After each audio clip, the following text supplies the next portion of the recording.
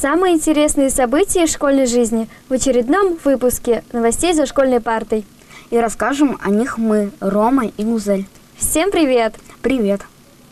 На прошлой неделе в Канаше чествовали очередных стипендиатов главы Чувашской республики. Ежегодно его обладателями становятся ребята, имеющие активную жизненную позицию и преуспевшие в учебе. Церемония награждения прошла на базе 3-й школы. Ребятам было приятно получать заслуженные награды. С ними встретилась Яна Николаева. В нашем городе состоялась торжественная церемония вручения свидетельств обладателям специальной стипендии главы Чувашской республики для представителей молодежи, студентов за творческую устремленность. Началось мероприятие с поздравления главы города Виталия Николаевича и заместителя главы по вопросам социальной политики Валентины Дмитриевой. Сегодня мне очень приятно такую почетную миссию выполнить, вручить как раз сертификаты о присуждении стипендий. Эти стипендии вами заслужены. Действительно заслужены в чем? Здесь не только спорт, культура, образование, здесь различные ваши качества оценивались. Поэтому мне вдвойне приятно, что у нас сегодня талантливая молодежь. Хочу вас поздравить с вашей заслуженной наградой, первой наградой, и пожелать в дальнейшем только успехов и еще раз успехов. Мы гордимся вами, и мы рады тому, что вы развиваетесь, двигаетесь вперед и грамотно планируете свое будущее. Желаем вам дальнейших успехов, чтобы вы и дальше шли и развивались и в учебе, и в спорте. Впереди многих экзамены, спортивные мероприятия. Здоровья вам, счастья, успехов. Поддержка талантливой и активной молодежи является одним из главных направлений молодежной политики. Специальные стипендии для молодежи и студентов за творческую устремленность с недавнего времени присуждаются ежегодно. За эти годы назначено более 15 тысяч стипендий. Каждый год в числе лауреатов обучающиеся города Канаша, проявившие себя в учебе, активисты общественных объединений, творческих коллективов, спортсмены. К чему обязывает полученная вами награда? Я думаю, гордиться своей страной и стремиться развивать ее и показывать, что есть такие творческие люди, как мы, способные менять мир к лучшему. Мне кажется, теперь стипендия обязывает меня не терять лицо, стремиться дальше к вершинам своего успеха. Как вы думаете, за какие награды вам ее вручили? Я думаю, за то, что я участвовала в различных конкурсах, соревнованиях, занималась волонтерской деятельностью и помогала тем, кто нуждается в помощи.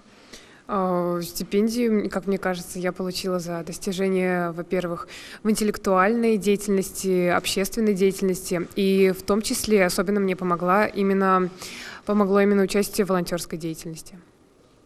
Какие бы вы пожелания могли дать нынешней молодежи? Двигаться вперед, верить в лучшее, не бояться проявлять себя в различной деятельности и воплощать свои мечты. Самое главное напутствие – верите в себя, и все получится. Как же вы считаете, зачем молодежи выдают стипендию? Чтобы они никогда не отчаивались, верили в себя и знали, что все, что они делают, это не зря, и это идет на благо будущего страны. Как мне кажется, стипендию дают для того, чтобы поощрить самых активных, самых творческих ребят города, страны, для того, чтобы они двигались дальше, получали новые достижения и в будущем стали очень известными и великими людьми. Специальная стипендия для молодежи и студентов станет стартом развития и поддержания профессиональных способностей. Сумма стипендий составляет 1830 рублей в месяц. Ежегодно из республиканского бюджета выделяется около 22 миллионов рублей. Приятно отметить, что данную стипендию присудили 28 представителям талантливой молодежи нашего города. Стипендиаты получили из рук главы администрации свидетельства и цветы.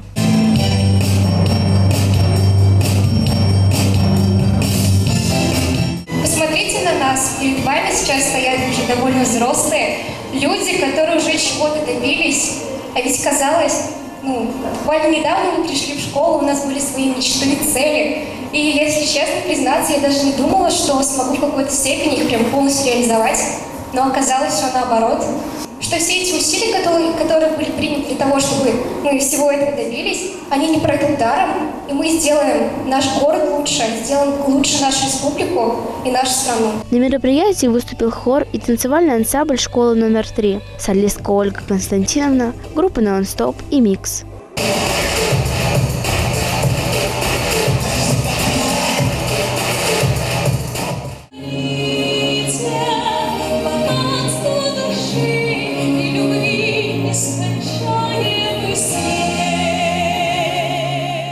Мы бы хотели поздравить вас с полученной наградой. Мы гордимся вами и радуемся вашим успехам. Хотели бы пожелать удачи и в спорте, и в учебе. Специально для новостей за школьной партой Яна Николаева, Елена Бладцева. Гузель, а ты знаешь, что означает аббревиатура ОБЖ?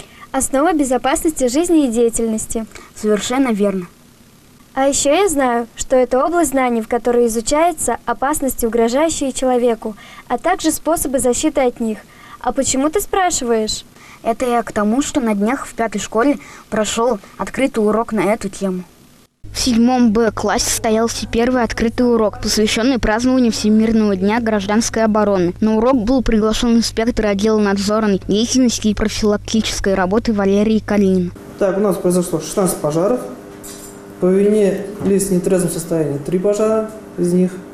А в том году за такой же период до 1 марта было 14 пожаров. Также по вине нетрезвых лиц 3 пожара. В 2019 году МЧС России проводит эти встречи совместно с Министерством просвещения России. Как объясняет инспектор, в задачу ОБЖ входит предвидеть опасность, распознать, классифицировать, избегать опасностей и правильно действовать. Валерий Алексеевич призвал к бережному отношению к своей жизни. Каждый год у нас осенью в День гражданской обороны в городе звучат сирены. Все слышали, наверное? Да. Вот. Это тоже часть обучения населения. Ну, случай из армейской жизни вам расскажу. У нас была тревога. По тревоге ночью все окна закрываются просто одеялом. Одеялом сделано так, чтобы по тревоге сразу взяли на кольцах и на окна вместо штор использовали.